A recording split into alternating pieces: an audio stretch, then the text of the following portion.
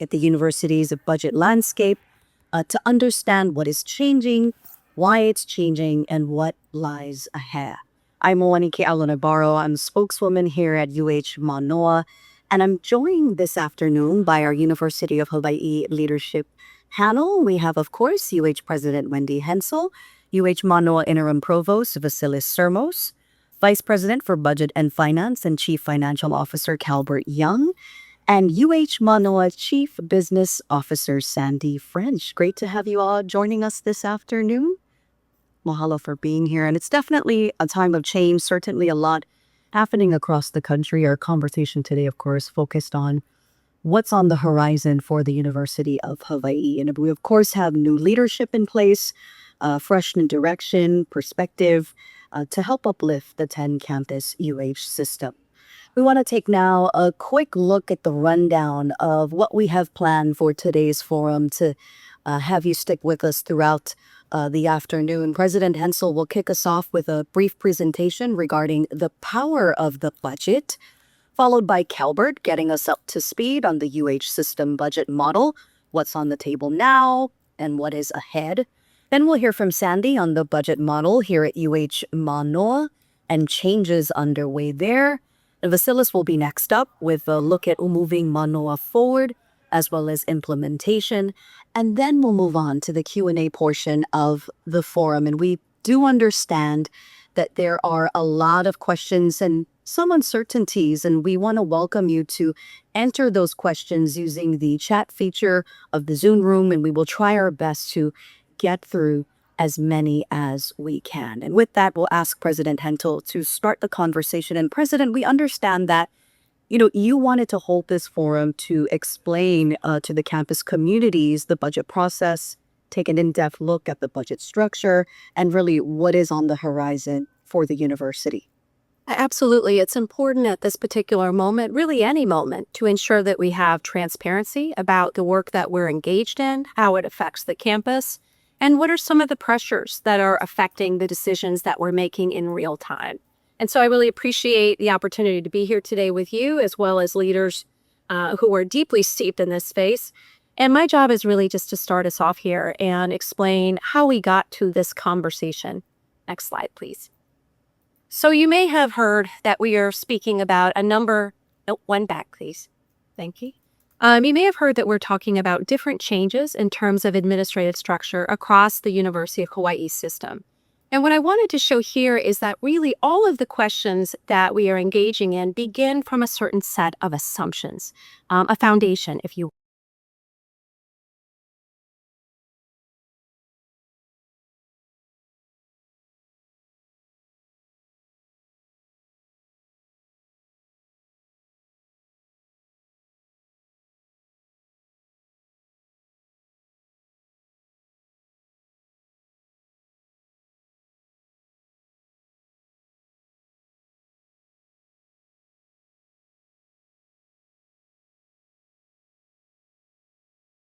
And how do we continuously be the most effective that we can for UH's constituencies, with students at the heart and faculty staff as well? We're here for a reason, and it's for meeting the needs of our state and meeting the needs of our student. Next slide, please. So our current model, it's complicated. Let me start with that. We have an entire hour of presentations that are in-depth that Vice President Calbert Young has done to help just educate on basic principles relating to the government, the creation of the budget. And the truth is, it's just really complicated. So what we're going to talk about today are some high-level things, and you can always refer back or spend the time, I hope you will, on the more in-depth structure that we put together for you. But essentially, we start from the proposition that money that comes from the legislature does not come in a lump sum to the system. It comes allocated to specific campuses with specific positions attached to it. So that's a pretty unusual thing in higher education. It may be the only state out of 50 that does it that way, but that's the foundation of where we start. And we're going to talk about how that influences what we can do and how we do it. Second, what we have from there in terms of how the system and the campuses then allocate funding is largely what we call a historical budget model. We start from what we had the year before. We incrementally make changes based on places we want to go. the overall effect is quite slow, and it's relatively cumbersome in that way. It doesn't have the ability to make great changes or to respond in real time to significant factors that are affecting the university. And finally, with that budget model, what we have at Manoa in particular is decentralized authority and control. In many respects, that's a good thing. That means you try and put decisions in the hands of the people with the best information. But when it comes to $1 billion budget across the 10 campuses, it can create some misalignment between strategy and incentives and accountability. So we'll talk about that. So how does that then compare to where we are and some of the needs that are motivating the conversations you're going to hear today? Well, first of all, you know that there are a lot of external pressures happening with the changes in federal law, and we'll talk a little bit about that. But it makes it more important than ever that we make unified priorities and strategies across the system, at least at a high level. And that's true not just because of the federal piece, but also the changes in technology and AI that are really changing the entire business model that we have. Second, I hope you've heard me speak about this, a very important concept, that this university should have a standard of care, equivalent care, for students across the system, wherever they sit, whatever campus they're on. And that's true for faculty and staff. The current way that the budget is allocated does not take that into account. There are pretty significant funding allocation differences that come out of the legislature. And as a result, we have some winners and some losers across the system. That means as we respond to crises and emergencies as they arise, we would be very limited if that were the sole source that we were dependent on, that's based at the campus. And then finally, just in terms of the timing and the speed of change that is flying fast and furious, anything that impairs our ability to react to the situation and really creates additional layers of bureaucracy at this moment can be very, very damaging. And so there was a lot of conversation of how do we create that fluidity and how do we move in real time? And you'll hear some of that discussion today. So last thing I'll say before I turn it over is just to show you a slide that I try and show whenever we start these conversations. It is important to me personally, to every officer and chancellor at this university, that we explain to you, our constituents, our faculty, staff, and students, why and how we're making decisions. Understanding, again, with a $1 billion budget, the complexity is pretty complex. So we're going to try today to give you a foundation for that and answer your questions. We really appreciate your time joining us today, Kiara. Thank you. Hello, President Hensel, and of course, the transparency as well as breaking down the layout of the budget, much appreciated across our campus communities. So we'll turn now to our expert in-house. We've got Calbert Young.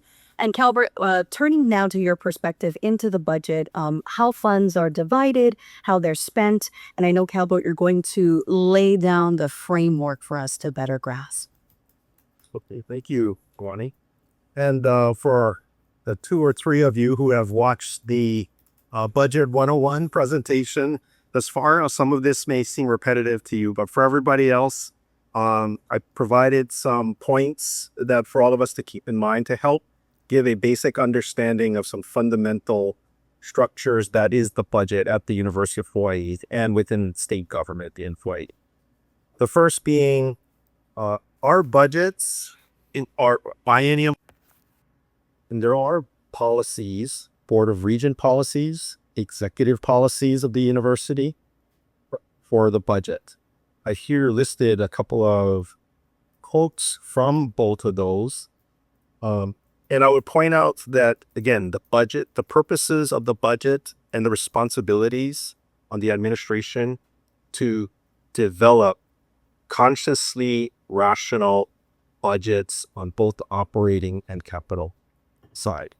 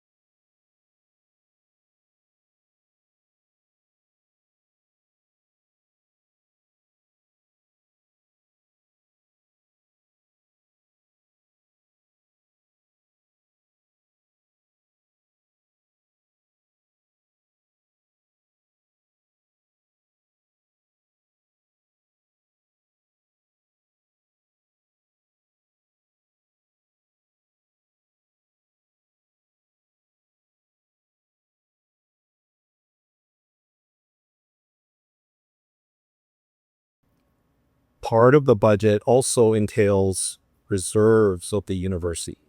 The university has both regent and executive policies that mandate thresholds and requirements upon reserves. The first is that the operating reserves, the intention of having reserves at all is not to expend them freely from year to year. Instead, the purposes of reserves is to have them in the case of financial emergencies or operating fiscal shortfalls, both of which the university has experienced in some form over the last 10 years, numerous times. Regent policy for the university sets reserves at 16% of the average operating expenditures for the last 3 years. And those operating expenditures are actually the combination of general fund appropriations plus tuition and fees special fund funds those level of operations. Those are the two major revenue sources of the university. Additionally, there is a statutory requirement. Hawaiʻi revised statutes does specify that at the conclusion of each fiscal year at UH, any balances in the university's tuition and fee special funds, which could be residing in the course of the fiscal year with various campuses, will lapse to the credit of the university system. That it is deployed only after approval from the Board of Regents and treated as part of our full budget expenditure.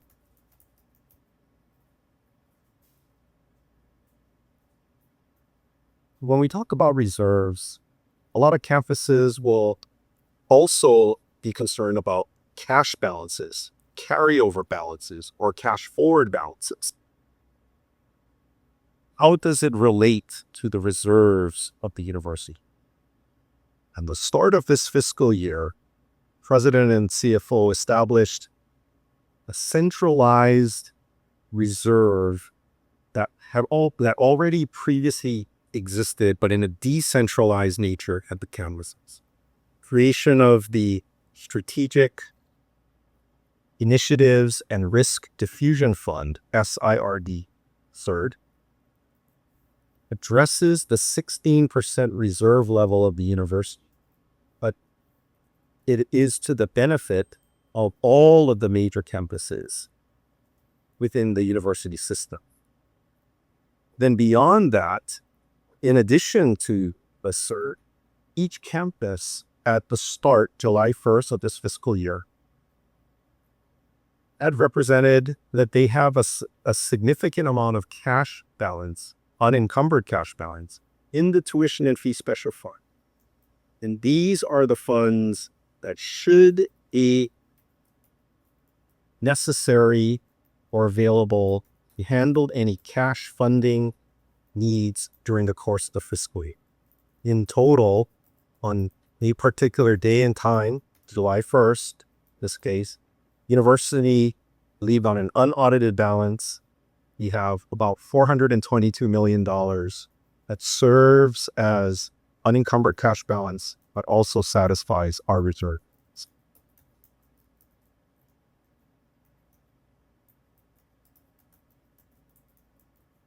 I can just add, because I think this is going to be the source of some questions. It's really important to understand what's going on in this slide. As Calvert showed you in the prior slide, every campus is required to have 16% reserves by Board of Regents policy and executive policy. The change that was enacted at the beginning of this fiscal year was to consolidate those accounts in a single place at the system. It didn't add funding to it. It didn't change the percentage level that was required to be held in reserves. It simply moved it into a central account to enable us to respond in the emergency situation that we're in. That money was, by definition, as reserves, never intended to be spent or touched outside of an exigent financial situation. as approved by the Board of Regents. So that's one thing we've been talking a lot about that people have been confused about of did we sweep money or take money from the campuses? We moved money that was already held as reserves into a single central repository. So there was no additional funding coming to that. Second thing I wanted to point out is when we talk about cash balances, two things. One, what we found in some campuses that some departments were using reserves as cash balances. And so there is some confusion about what the purpose of funds in different accounts has been, and that's something that we're going to talk about here. The second is if you look at how these are held by different campuses. And so in terms of what's a cash balance in a particular place, it depends on the cash balance in that particular campus. So I just wanted to add that since I know that will likely be the source of many questions you get.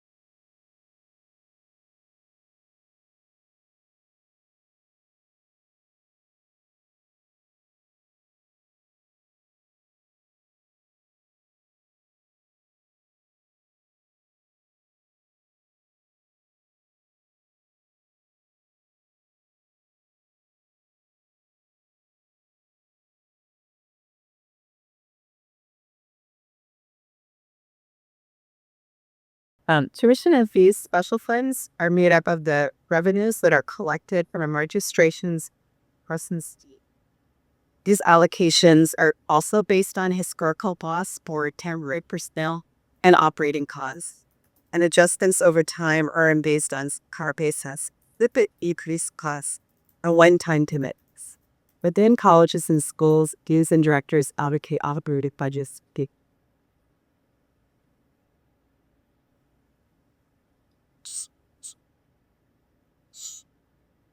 Research and Training Revolving Fund is the return of the indirect costs on extramural awards.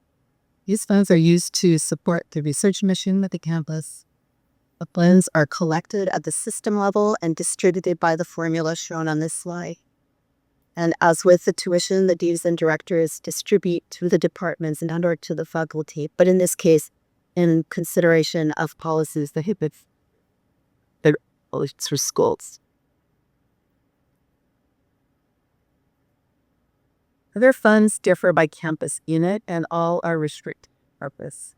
Special and revolving funds are established by state statutes. Examples include parking operations and student housing, both of which operate under the revenue height taken as special. Extramural funds are also limited with regard to the purpose and terms of the award. And finally, most University of Hawaiʻi Foundation funds are donor-directed forces.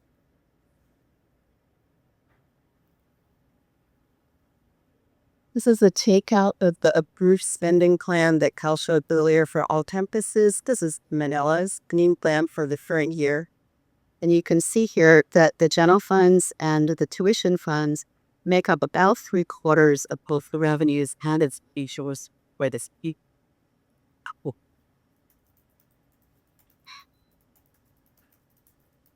This chart shows the allocation of revenue for campus minutes for this current year.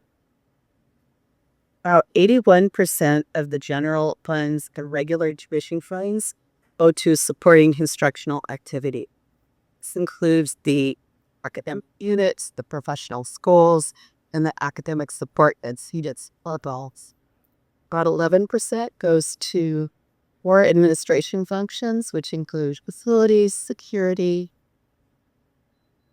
Provost's office. Really having trouble with that mic thing. And president office functions that are at the campus. 6% goes to research units and research support functions, and 2% goes to athletics. The fiscal 26 budget outlook is stable, but with caution. General funds are stable. Regular tuition revenues are projected to increase slightly over last year, with the numbers from fall census listed here on the slide.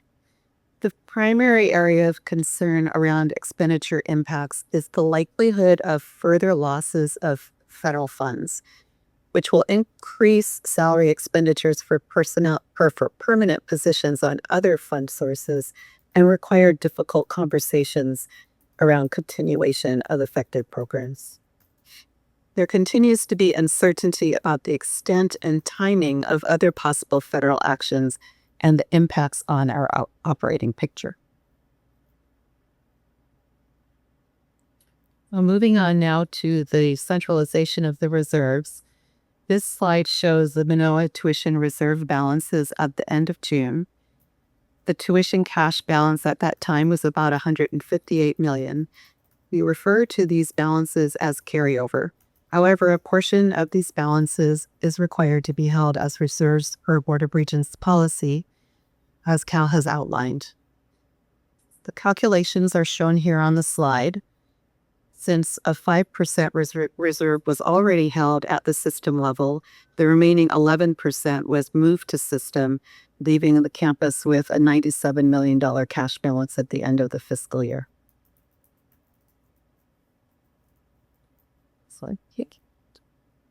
So where were these balances? You can see here that they were in the campus units across all tuition types. The negative number on the first line resulted from the reserve transfer that was done from a campus level account in the Mānoa budget office in full, placing that account in deficit. This has to be backfilled now from accounts that show here with balances because the reserve transfer was not done proportionally across all reserves. The middle column shows the encumbrances at the end of the year, which are amounts that were on purchase orders and are therefore committed to those purposes. So the last column shows the unencumbered cash of $50 million for the campus. So our campus will be centralizing the tuition balances at the campus level. This is necessary both to fund the reserve transfer and also to address other commitments at the campus and at the unit level. Units will continue to receive returns for summer and extension programs this year, and the fall 2024 extension returns, which were just transferred to units in late June, will be retained for expenditure this year. And Vassilis and I are conducting a review of other pre-existing commitments other than the purchase orders that were encumbered on the prior slide as we evaluate next steps into this year. Mahalo, Sandy. And as you can imagine, there is a lot of territory to cover, right, when we're talking about the budget. And we did hear Calvert mention it a bit earlier. You actually just launched a brand new video series called Budget 101. So for those of us that want to take a deeper dive into learning about how government process works regarding the budget, you can log on to UH News to check it out. But thank you so much to Sandy and Calvert. And yes, we're going to turn now to you, Vassilis, our interim provost here at UH Mānoa. And you're going to help walk us through steps to help navigate Mānoa forward through all of this. Thank you, Moni. So, as probably most of our deans and directors know at this time, Sandy and I have met with all of you. The 16% reserve has caused some shortages on what a lot of schools were using that reserve for. That reserve was also used as a cash flow for a lot of the functions. That has actually aggravated an issue that some of these colleges, some of our colleges, do not have enough of that cash flow to actually sustain their operations. I want to assure everybody, and both Sandy and I have assured all the deans and directors, that we will work with them to actually mitigate those type of shortages. And we have worked with the president and the CFO, and we've asked them for help if we need to actually move some money from system down to Manoa. So I want to make sure that our operations are going to run. They're going to run effectively and efficient, and we just need to be good stewards of our operating. So going forward, I had asked some of the deans to provide some proposals to us to start some process on moving our historical budget into an activity-based budget. So one area that we thought it would be a good area to attack would be funding for enrollment growth. Enrollment growth usually comes with additional funds for hiring lecturers and also academic infrastructure. So I had asked the deans of Call and social sciences to come up with a proposal. So every time we have an enrollment surge, they don't have to come to us for more money, but the budget automatically is allocated to them, given or guided by a formula that we all agree upon. So that is one first step that can actually show what an activity budget can do for UH Mānoa. Next slide, please. So moving forward, currently, or for the last 30 years that I'm aware of, and I have been on campus, the budget has been historical, and there are good reasons for that. There also have been increments to that historical budget in order to address structural deficits or enrollment growth, and that has been budget adjustments, if you will, in the fringes. So we are ready to enter to a new era to actually try to implement a hybrid model, which is a combination between an activity-based budget and a historically based budget. Usually just an activity-based budget is not, in our opinion, the best way going forward, as we are a public institution and there should be some common care for the public good. So some initial discussion has taken place about these hybrid models, not within the campus. I have gone out and asked for opinions of other campus leaders in the continent of how they went and moved from a historical budget to a hybrid model. And a lot of them, the first thing they're telling me is it's a complex process. It takes time. It has to be done slowly. It has to be transparent, and it has to be communicated in a way that everybody or most participants agree to it. So we're planning to start that process, but I want to make sure that everybody understands this is not going to happen tomorrow or the day after tomorrow. It's a lengthy process. We need to do it correctly and not fast. So on this one, we need to go slow and do the work that needs to be done to bring the campus to a better budget model. Thank you. Thank you, Vassilis, and we appreciate you sharing with us your perspective into the implementation and what it is looking like on the horizon. And we've arrived to the Q&A portion of the forum, and we want to encourage our audience, if you're joining us, to please enter your questions into the chat feature in the Zoom room. We really would like to hear from you. Of course, throughout this portion of the forum, we've had a bunch of pre-submitted questions for our leadership panel, and we're going to dive into that right now. The first one reading, please clarify how access to grants is impacted during the government shutdown. It seems as soon as possible is still functioning, so I'd like to understand why UH is imposing restrictions on spending down grants. I can take that. So at this time, the government has shut down. So the university has established a process to pay our employees, even though the government has shut down. Our employees can still work, and we are paying them using our internal funds.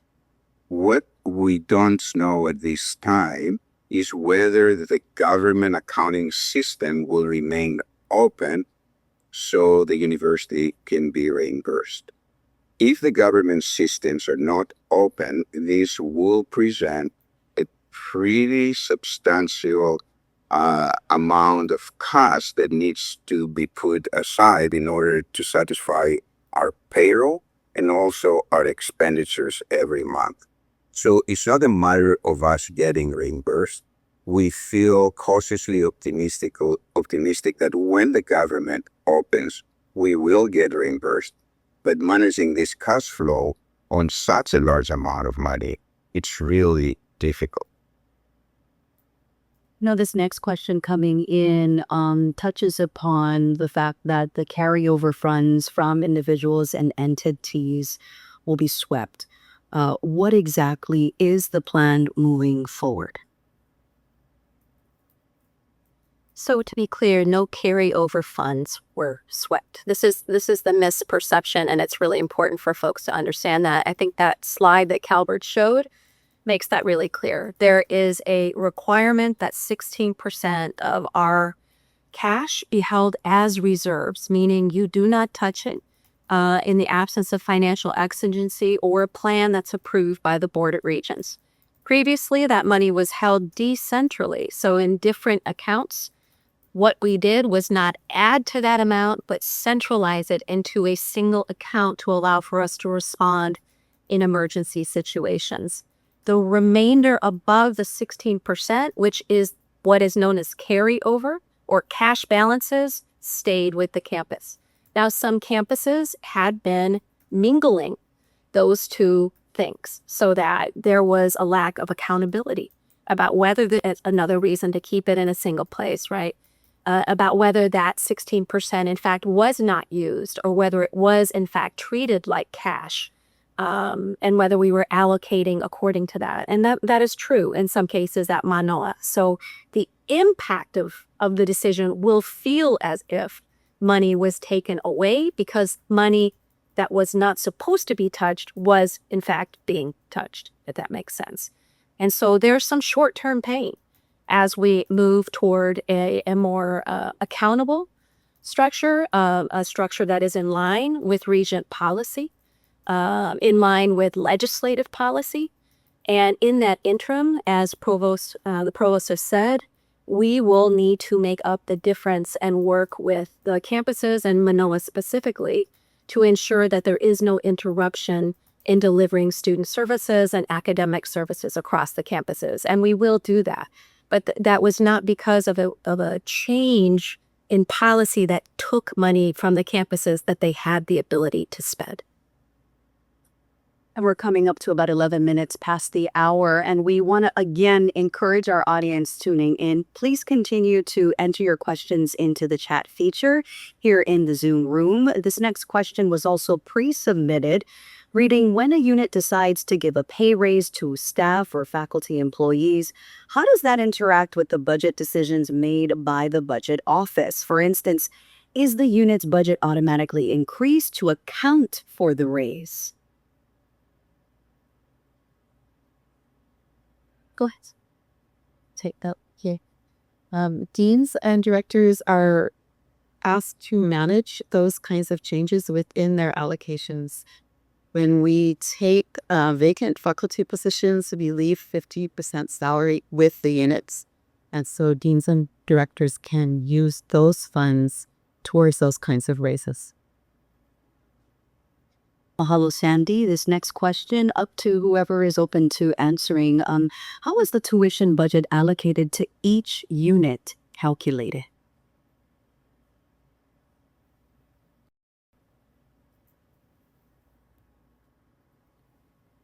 I can take that one as well.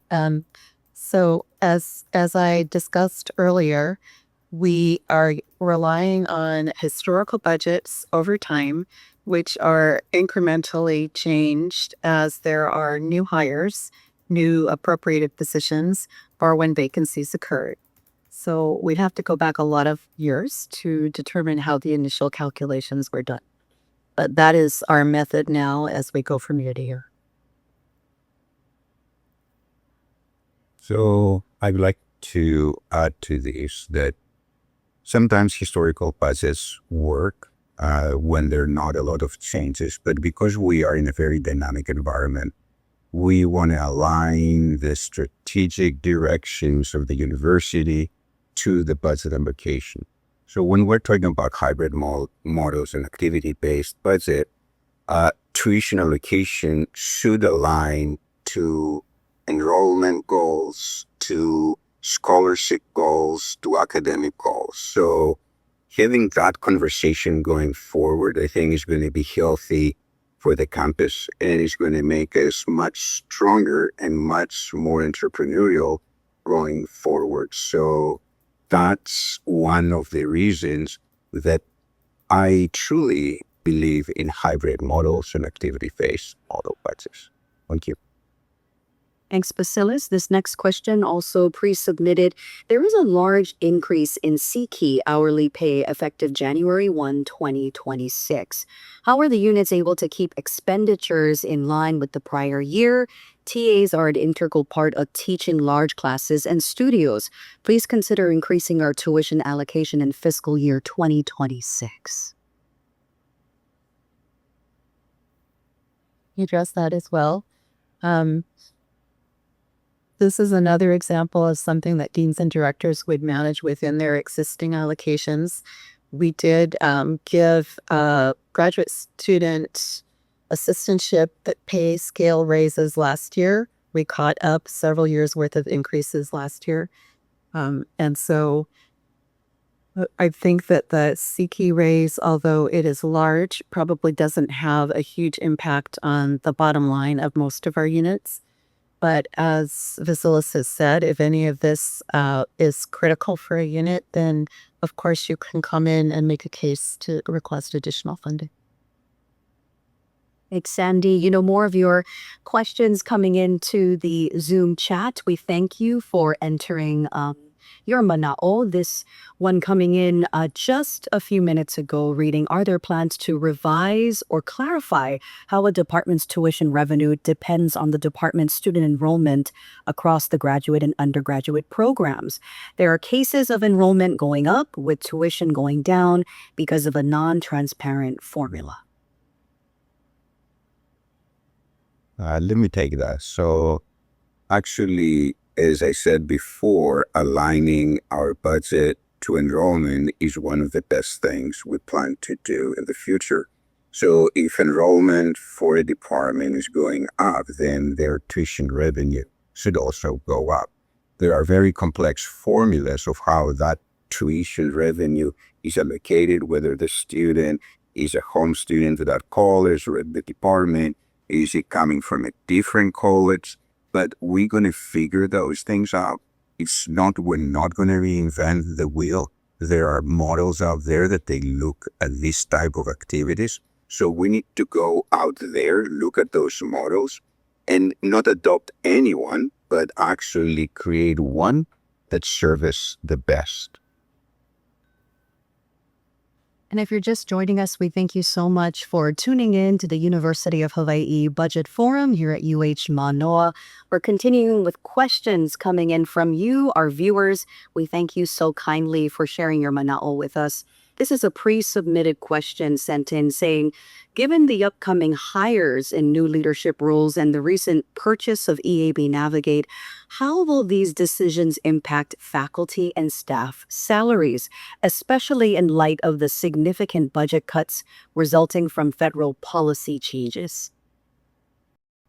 Well, there's no relationship between faculty and salary staffs and the EAB procurement. EAB is a one-time strategic investment at this time that is geared toward significant retention goals. So ultimately, the hope is that it will actually generate funding through the most important thing that we do, which is retaining our students and moving them toward their ultimate goals of graduation. And so it's actually a response to the moment. It has a return on investment mentality that hopefully will pay off for the system, and is a completely different question than how do we fund recurring salary positions that have annual allocations, either from the legislature with general funds or from, well, we use special funds that must also include benefits that we pay for. So two different questions.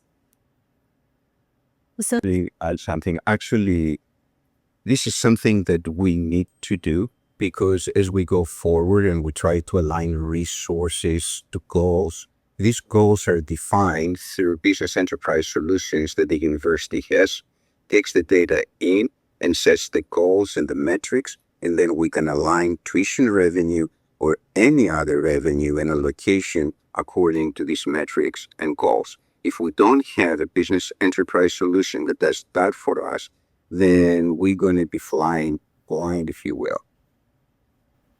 thanks, Vassilis. And, we were supposed to wrap up at 3:30, but looks like we're going to extend by another 15 minutes because we're getting a bunch of your questions coming into us through the Zoom chat. So thank you for that.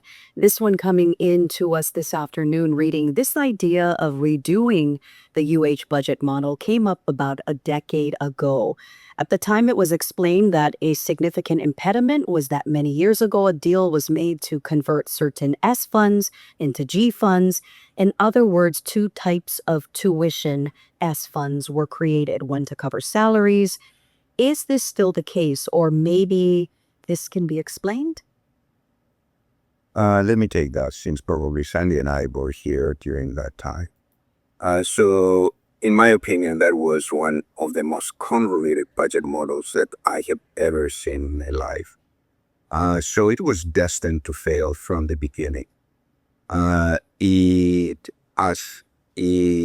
did assign funds in so many different ways and in so many different places that it became an untractable problem. So it was so good that nobody could implement it. So I don't think we should go down that route. I think we should be a little bit more strategic on how we're going to do our activity-based budgeting. And we need to start from the big picture and always remember it is a hybrid model. At the end of the day, we're not a private institution. We are a public institution. So we also have a responsibility towards the public good. And that's where the historical part of the budget comes in. So I think we should take a different tack from 10 years ago. And we tried that. We learned from that. And now we'll try to do a little bit better. Thanks, Vassilis. This next pre-submitted question, talking about submission of forms, it reads, in the future, can the units be granted more lead time for submission of forms 37 to 47, 48, and 49, and BOR multi-year budget forecasts? These tight turnaround times make it difficult to consult with colleagues on certain funds, but are not available during that short window of time. Mostly it's because they are on summer break or out due to illness. Would appreciate 2 weeks. Is this possible? So I think I would say that the policies that the university has for budget construction and then the processes to compile and meet the Board of Regents' necessary approval, and then to put in place the plan to execute it certainly seems that budgeting is like a year-round exercise. We are constantly in some form of either planning, construction, or execution. The deadlines, admittedly, are very tight, and the way budgets are required to be constructed, they require information, enrollment counts, forecasts, assumptions, and then the timing of personnel to work on those, no doubt. It is a very small turnaround time. The windows are tight. We do focus every year, all of your finance officers try to find a way to squeeze out additional times, but it is definitely a challenge. I would say we have heard your calls for requiring more time, getting more time. There's certainly a benefit of having more time to be more, but to meet the obligations and requirements right now, that is the balance of challenge. Thanks, Calbert. We're about 7 minutes away from wrapping up our forum, but continuing to ask our audience to send in questions that you have, and we'll get through as many as possible. This one coming out of the College of Education. Reading the College of Ed offers a number of innovative, self-sustaining, and successful programs designed to address the educational needs and aspirations of our schools and communities here in Hawaii and the Pacific. Our College of Ed faculty have worked tirelessly over the years to build the pilina, kaiaulu, and resources necessary to offer these programs. The carryover funds generated through the Outreach College are vital for the continued operation of these programs. With the sweeping of the carryover funds, how do we continue to offer these programs? Will the university commit to providing the resources for us to continue to do this kuleana work? Take this part. So definitely we should continue to be entrepreneurial. We should actually offer these programs, and we should generate some income from these programs. It's very important for the university, the faculty, and our students to do so. But it's different to generate an income and have a budget of how we're going to use and how we're going to expand the process of that revenue, as opposed to generate a savings account of tens of millions of dollars. That implies two things. Either we charge the recipients of these programs too much, which I don't think is the case, or the university subsidize in a substantive way the work we do for these revenue generation programs.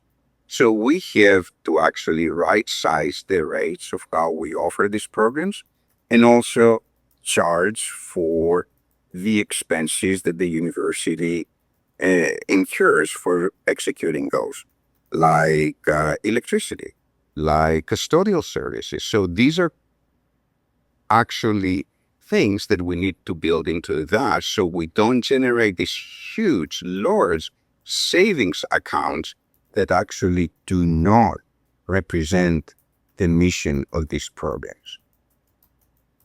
I just want to add, we absolutely should be moving strongly for entrepreneurial programs. Return on investment, meeting the needs of the community, innovative thinking. That's critically important. Our current budget model does not maximize that. It's not even close to maximizing that. And again, in part, the confusion is the difference between the carryover and the reserves put in a single place, where people don't understand what is, and what it waits for is an emergency, right? And then of course, then you really understand the difference, and we're in that position now as we're trying to consolidate these things. So what I can say overwhelmingly in the strongest way possible is we will create the appropriate incentives and rewards to move in entrepreneurial directions. And where that's happening and it hasn't received sufficient support, there will be new support in that direction. But the current budget structure is not set up to maximize that. And there are consequences from failing to impose accountability within these funds for the costs that are also generated simultaneously to generate the revenue. It's complicated. It's not as simple as money in, money out, and we all have to work together to find that optimal balance in this moment when the external factors are moving so incredibly fast to change the landscape. Thanks, President Hensel. And I have to correct myself. We're actually going to 3:45, so we have more time to answer your questions. This one coming in from one of our viewers on Zoom. Thank you. Mahalo. It reads, how do you anticipate the shift towards activity-based budgeting to impact small programs or graduate programs with limited undergraduate enrollments, for example? That is actually an excellent question. And that's why we are not going to go to 100% activity-based budget, but we're going to use a blend, a hybrid between a historical budget and an activity-based budget. There's several programs, either small or large, non-tuition revenue programs, that they are critical for the mission of the university, for the mission of the state, which we need to deliver, and we need to educate students in those programs.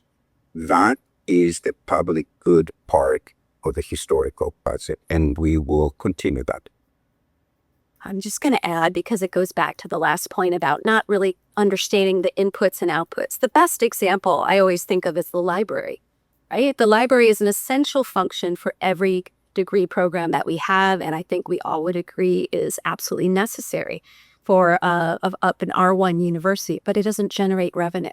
And so where does the cost for running and the publications and the periodicals come from? It has to be accounted for somewhere. And so we can never go to a full activity-based model. I don't think we would ever agree to that. That would not be in keeping with the public mission and land-grant mission of the university. So it's all a function of asking the right questions and engaging in conversations to get to the right outcomes. His next question, pre-submitted, reads, Aloha, I'm a current undergraduate student at UH Mānoa, and I'll be honest, these high-level budget discussions are hard to follow. Could you explain in the most student-friendly way, one, maybe the top 3 biggest student needs and priorities that shape the university's recent budget decisions? And how was that consensus reached? For example, affordability, student well-being, and access to academic resources, etc.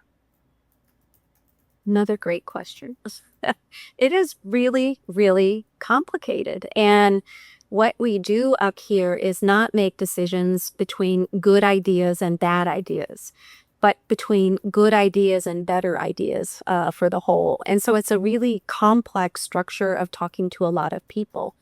But again, I start from the premise that the structure that we have has to reflect this and advance the strategies that we think are most significant. And at the heart of every strategy, at least for me, will always be students and student success and advancement toward graduation and whatever career goals that folks come to us in order to secure, whether that be a technical degree or all the way up to a PhD. And so if we have structures that don't align with that create unnecessary bureaucracy or misalign resources with demand, or frankly are placed in places in this environment into career paths that may not even exist within 5 years. We have to ask the question, not just, are we meeting the need right now of the students in front of us, but can we maintain this level of excellence and service delivery into the next decade as the entire model of higher education and work continues to evolve with the changes coming, both from the federal policy side, but also with generative AI and the different pieces there. So, student success will always be at the heart of the questions of what most advances, not just to make us feel good, but to actually impact the data and the results that we're securing. And that's the framework within which we make decisions. And I think that's reflected in the budget.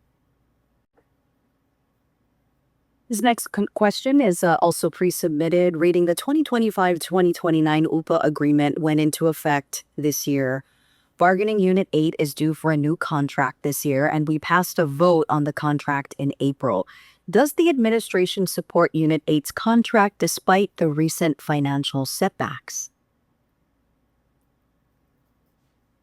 We will honor and support every collective bargaining agreement that was made. And I think it actually is, frankly, helpful for the university that was done in advance of some of the challenges that are coming. So we will work hand in glove with the government to ensure that that funding source exists.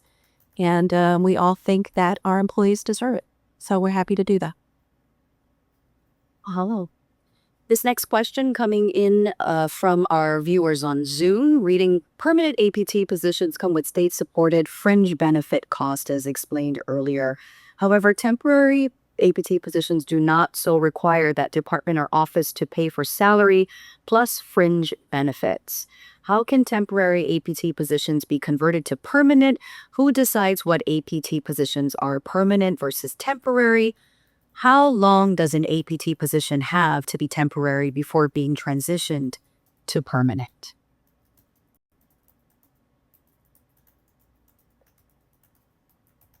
So real fast, the position is considered permanent if that position is reflected in the legislative appropriated budget.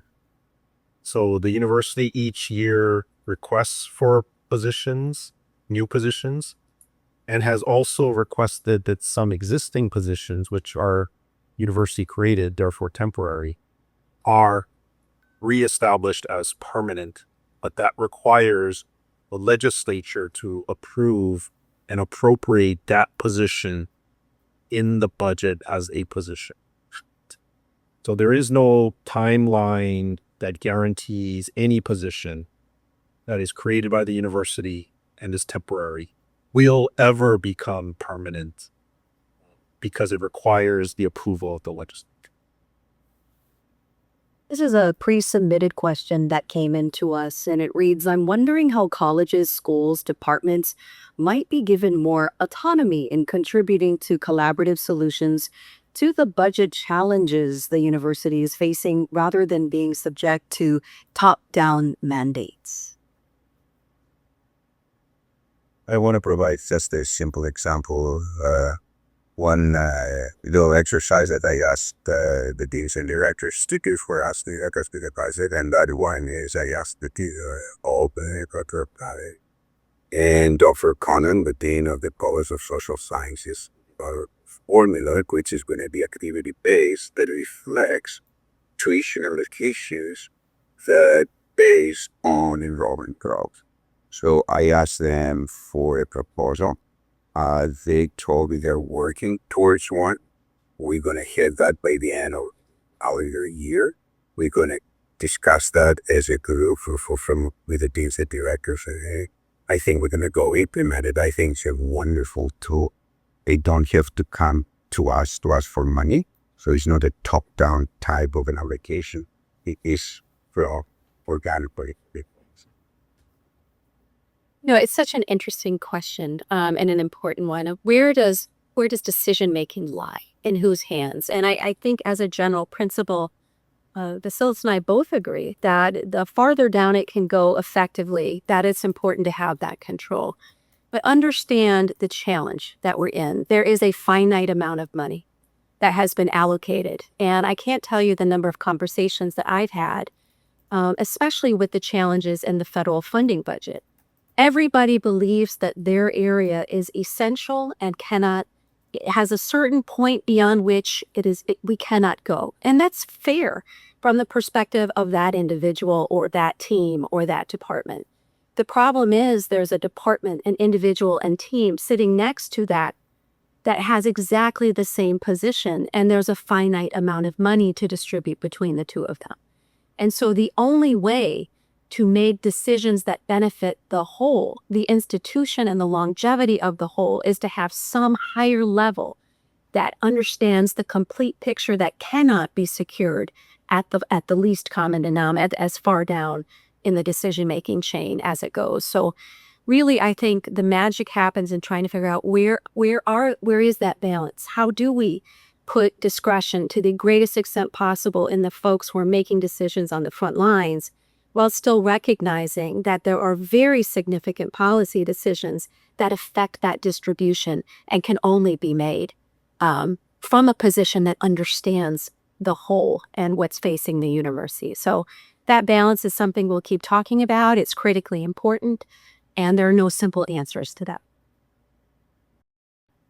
His next question coming into us from Zoom, saying, what is the hiring outlook for departments that lost faculty due to retirements and positions being swept during the pandemic era? Will the hybrid budget model address long-term short staffing concerns? Can take that. So I'm happy to report that as of the end of the last fiscal year, the number of permanent faculty exceeded the fiscal year 2019 faculty member count. So we are beyond that number. So we're well within recovery. And I expect that this year, this number is going to go even higher. We are trying to be very judicious right now of hiring faculty. We're trying to use our attrition rates as an indicator of how many faculty to hire this fiscal year. We have allowed to do that. And we have gone out there, and the deans are out there advertising for faculty positions. So to go back to a hybrid model and faculty, right now, faculty hiring is done through a prioritization, which is a very good practice. But then it has to take into account also metrics of success of the unit. As I said, enrollment is one, extramural funding is the other, scholarship is another one. So that's how usually activity-based hybrid budget models work. It's not one thing, but it is many things together. Here's a pre-submitted question that came into us, and it reads, can we begin to ensure faculty for stable programs which meet workforce needs, even if the number of majors is not huge? Student semester hours should count, minors should count, well-rounded, up-to-date programs should be able to hire faculty. That is such a general question, so I don't want to say yay or nay. So without knowing the details behind that specific program or any specific program, one cannot make a determination of whether it's a good thing to go and hire more faculty or pull back. So if we had more details, we could have that discussion. More information. Yeah. Thanks, Vassilis. This one coming in from one of our viewers on Zoom. Is there a place where we can see how indirect costs from extramural grants are being utilized by the system, campus, deans, directors, departments, etc.? Is there a policy that provides specific guardrails on how these funds are to be utilized? Some units have PIs that get some of this back, others get nothing. Why is that? That's a great question. I was not at Manoa when these policies were put together, but it is true that at Manoa, the Provost office had required each and every college and dean to provide a written policy of how the indirect cost recovery revenues allocated to the faculty, departments, and so on and so forth, and what is the purpose for those expenditures. They vary from college to college, so I don't want to take that freedom away from the deans. However, there should be some very strict guardrails of how indirect cost revenue is expended, and it should follow our statute. This is one thing, one fund, that it is within our statute, and there are certain guidelines and rules of how it needs to be spent. And just add, I mean, this is going to become an increasing issue, right? I mean, with the changes that the federal government is making or proposing and will make, we think, in indirect cost recovery rates, there's going to have to be a reassessment of how that money is distributed. It has to create sustainable research labs and operations. And so I think this conversation probably is coming, and that will begin to engage people in what that looks like. But unfortunately, there are just so many pressures on this externally on the federal side that almost assuredly some change will occur. President, and I'm going to try my best to read this correctly as it was written. Will any new budget process allow for any fiscal year carryover? Tuition and fee special funds are swept June 30 and go to the system? Is it impossible to fund larger cost items across fiscal years, which is what smaller unit budgets need?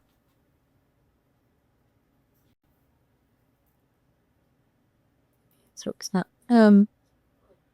yeah, let's say just, well, let Ela first and then I'll.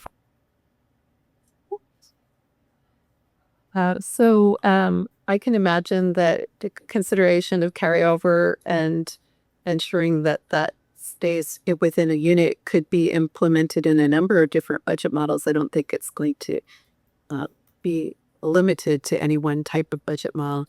However, we still need to remember that there is carryover and there is reserves, and there are going to be specific purposes for many of those items. If you have projects that cross multiple years, those things need to be brought forward such that they can be provided for over multiple years. Just add, again, it's critically important that everyone engage in strategic planning, in innovation, in anticipating where their departments, where their doctrines or their doctrinal areas are going to go. And our job is to figure out how to incentivize and support that work above and beyond the standard operation of any of the university in terms of business as usual. So we are having conversations about that. That certainly would be part of the budget model conversation that we have. We all agree that we need to put incentives and align our structures to allow that kind of innovation to go forward. So absolutely, we are evaluating how best to do that to get money in the hands of our innovators. And that's about all the time that we have for questions for our forum. Before we close, a lot of information shared with our audience, our campus community, a lot to take in, a lot of perspective, and hopefully clarification as well. But President Hensel, any other words or mana'o that you want to share with us before we close? I think it's really, really important to say it is a challenging moment, right? We all see that on the news. I know many of you are experiencing that personally. And it's a hard time for a lot of our folks. We are working hard to figure out how to address the immediate impacts of the grant terminations and how to structure our programs to protect physicians, to protect mission-centric, mission-critical services and things of that nature. Just be assured those conversations are happening. And in the meantime, the positive news is that the institution is financially stable. We are not our friends and institutions around the continent.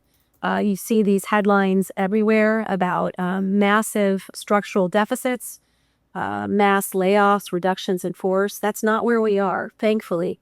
And so we are in a position to be very thoughtful, to take our time to try and figure out in this chaotic moment how best to ensure that the institution goes forward. But be assured that there is a team that is literally thinking about this 24/7 and will engage the campuses in hearing their ideas of how to do that.